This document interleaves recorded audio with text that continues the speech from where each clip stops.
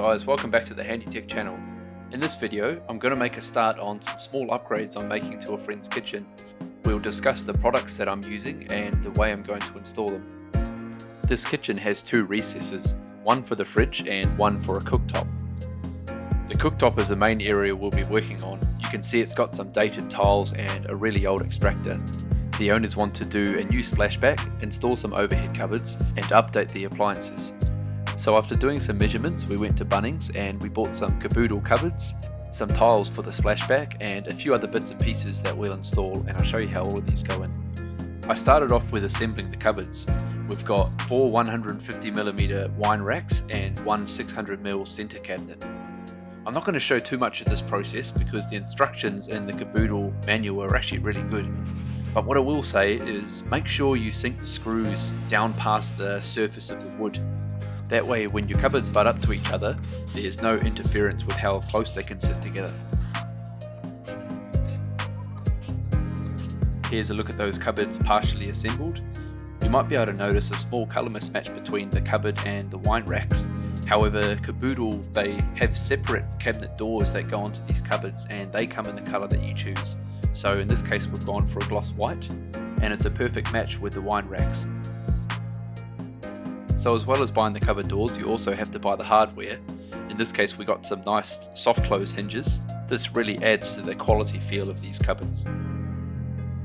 Nothing sounds cheaper than cupboard doors banging shut.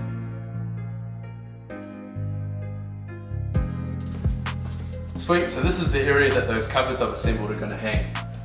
What I need to do is get rid of this old cheap extractor here. They are going to be upgraded to a stainless steel extractor that's going to mount underneath the bottom of the cabinets. The duct is going to run up in behind the cabinets into this slot. So as well as removing that extractor, I'll probably have to shift where the hole is for the vent to go up into the roof space. The big job now is to remove this old tiles, and I've got to take off the covers of these switches here. This one is for this wall mounted oven.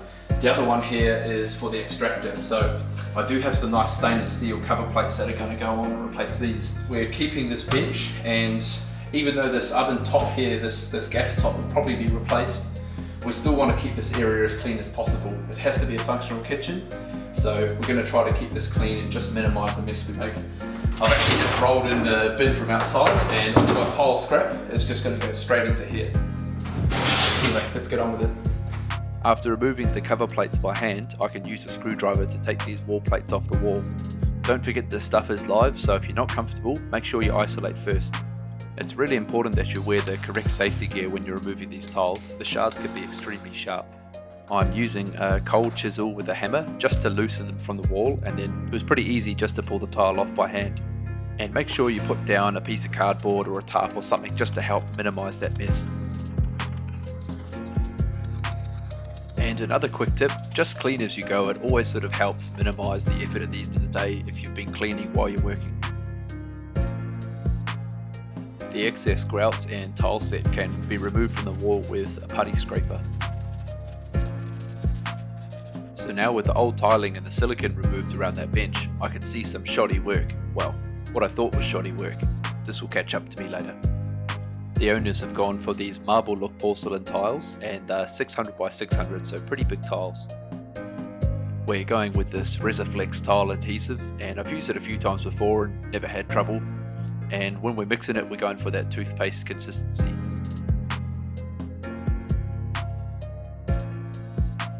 Now, I'm miles away from being a professional tiler, but what I did was use a sponge just to wet both surfaces. That sort of helps the adhesion. Just slap on the tile set any way you can and make sure you get at least 90% coverage for your tile. Press the tile into place and make sure it's lined up right, and then at the end use a sponge to clean up. It's not too difficult, and it's really one of those jobs that you can learn to do yourself. You can even do what I do and just make up enough tile set for one tile at a time.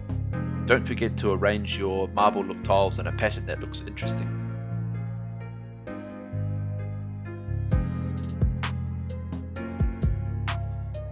It was around this time that I started to suspect that the walls weren't 100% straight. And this is just how things happen. You know, it's the real world. Nothing's ever perfect. So this is the different edge banding. It's 10mm size. You can see the little stamp there that says 10. And that's going to sit on the outside of the tile. I've already sort of held it in place and marked on the wall where it's going to go. So yeah, now I've got to go ahead and masonry drill some holes in some of these spots and fix this nice and tight against the brick. And then my tile can come along and sit flush up against the edge of this, and it's going to look nice from the front. Not sure if you can see, but I've just sort of angled the cut so that when I do the top one along here, we can do another diagonal cut here and we'll get a nice sort of corner that goes up and across like that on the back, nice and flat. I'm using the hammer setting on my drill, and I'm actually using an undersized bit, a 5.5mm bit for a 6mm wall plug. I've just found that it fits better.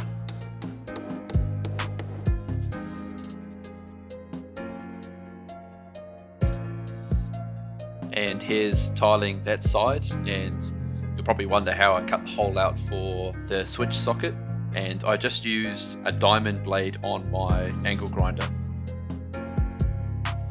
This stuff throws up a lot of dust, so don't be dumb like me, make your cuts outside instead.